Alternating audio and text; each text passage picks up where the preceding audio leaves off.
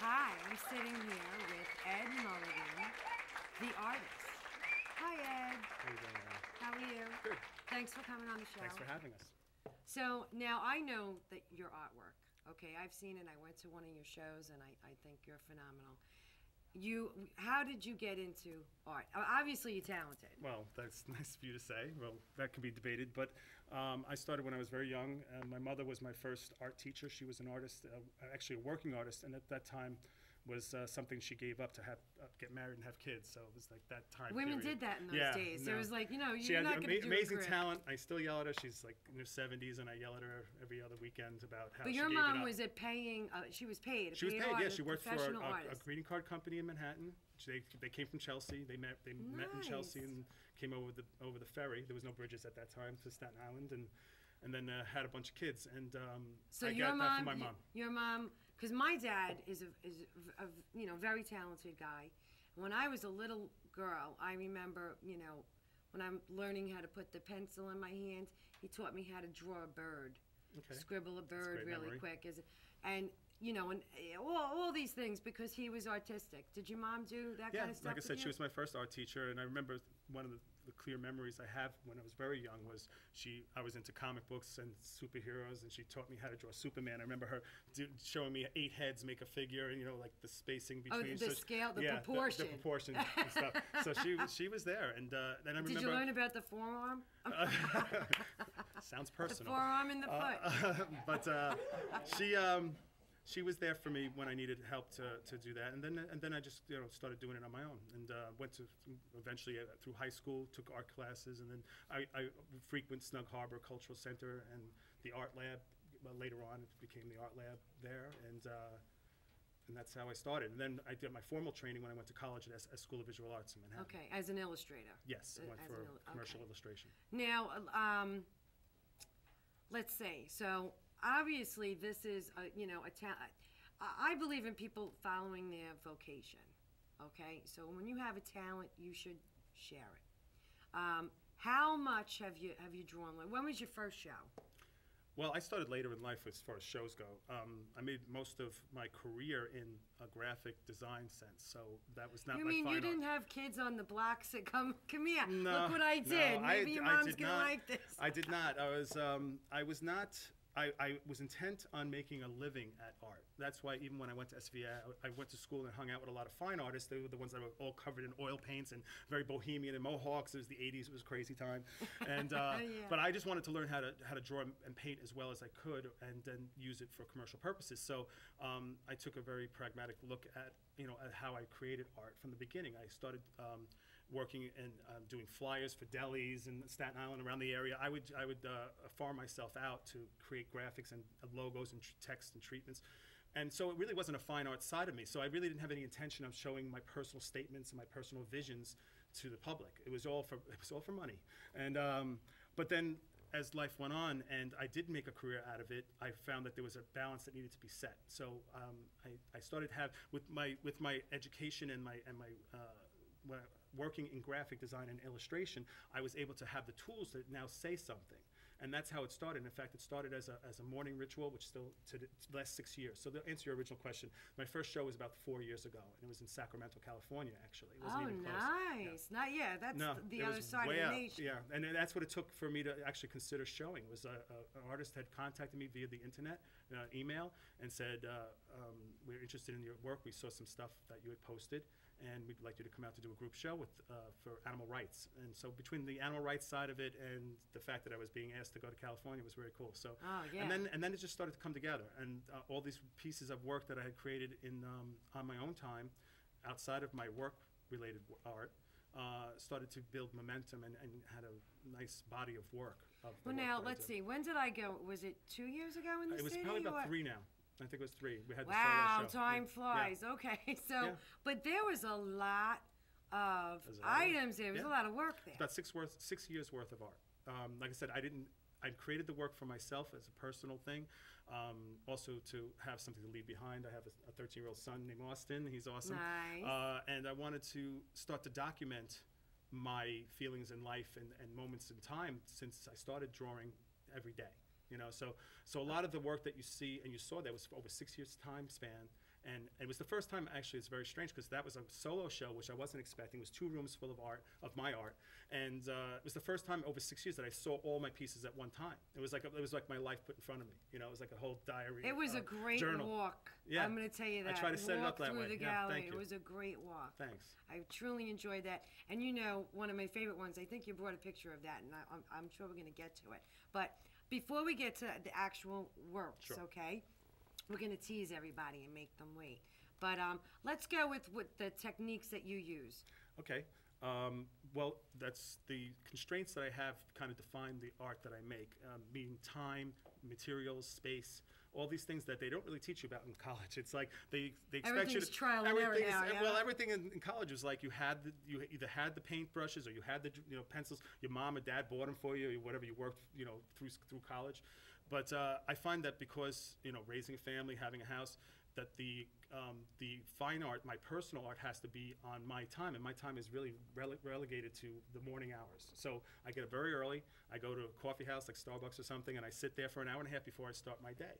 And that's how this work gets created. So the style and the technique that I use is very limited to what my surroundings are. So for instance, I'm not going to drag my oil paints into Starbucks. They frown upon that. They don't like that. It's like buy your coffee. They don't even let you plug your computer in anymore. They're pretty good to me. Limit. They've been very good to me. I can't complain about that. But so most of my work is in black and white for that reason. It's in charcoal, and also because I get to get my hands dirty with the charcoal and Conti crayon and the materials. I work the rest of the day is for the other side of the business. Now, I just want to say the little art that I have done.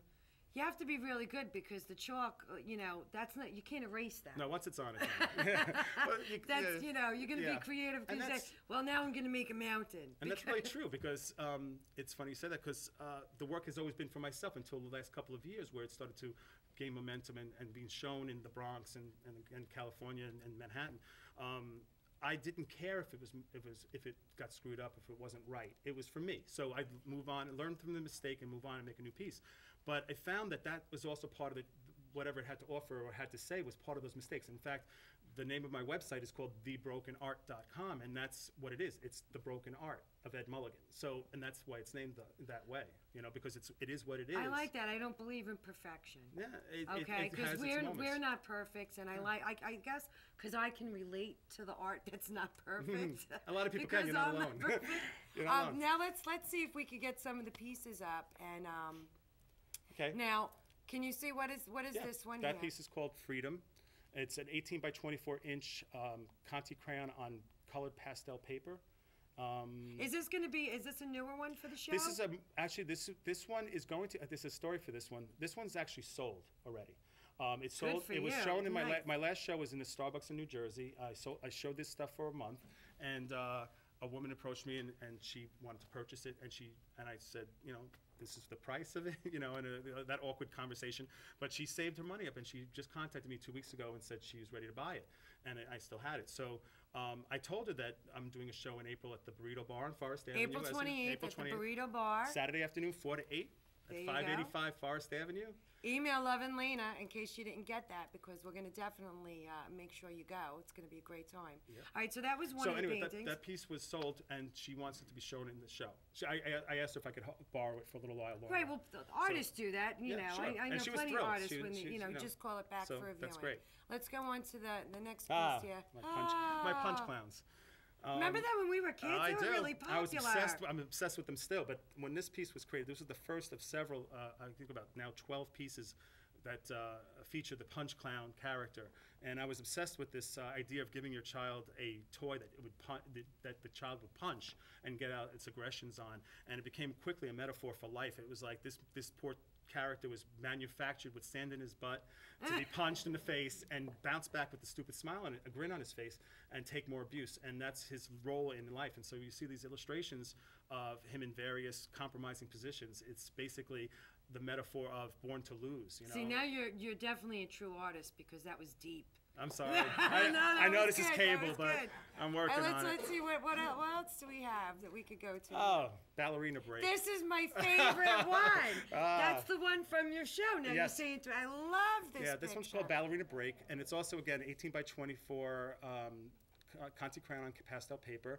And what I do is, much like what I do with Photoshop when I'm working in the graphics world, is combine elements in layers and combine elements. So a lot of my drawings have that kind of mentality. I'll grab an image from one source that's totally unrelated to another source, and here we have a plumber working, with his plumber crack, and a ballerina taking a cigarette break.